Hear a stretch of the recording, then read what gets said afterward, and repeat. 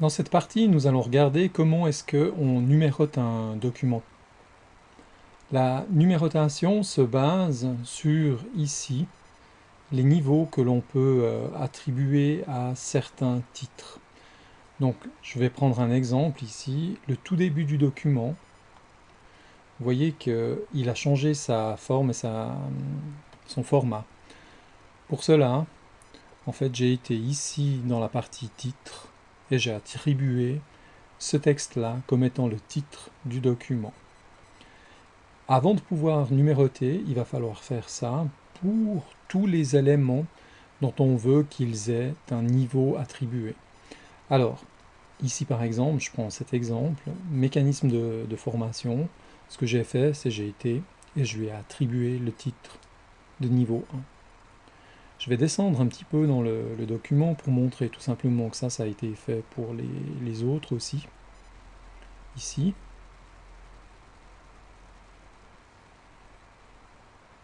Alors, ici on voit par exemple la partie intitulée Effet. Donc Effet est un titre de niveau 1. Par contre, parmi les effets, on va trouver la foudre. Donc la foudre, ça a été un titre de niveau 2. Ce que j'ai également fait pour les titres suivants. Donc ça c'est le préalable à la numérotation d'un document. Maintenant, ici, je vais venir en regard du premier titre, et puis je vais ici, dans l'onglet Accueil, sur la partie Paragraphe, on voit ici qu'il y a une partie de numérotation. Donc c'est ce qu'on appelle une liste à plusieurs niveaux. Donc je vais prendre celle qui me convient bien, qui est celle qui se trouve ici. Donc on a une numérotation avec suivi du titre. Donc j'applique ça. On voit que, en fait, j'ai le mécanisme de formation qui est le premier chapitre, si on veut, classification deuxième chapitre, ainsi de suite.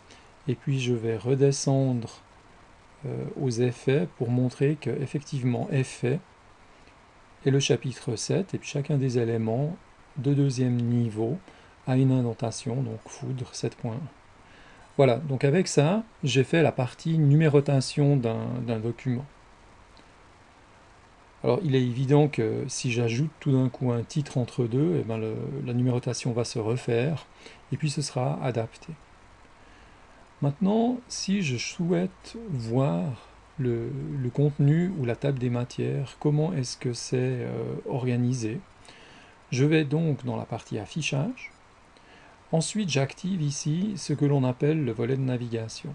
Le volet de navigation me permet de voir la structure qui est dans le document. À partir de là, on voit que si par exemple je décide que les types, je veux plutôt les mettre après les effets, alors avec le volet de navigation, c'est très simple. Et on voit que la numérotation prend tout de suite effet, elle se réadapte.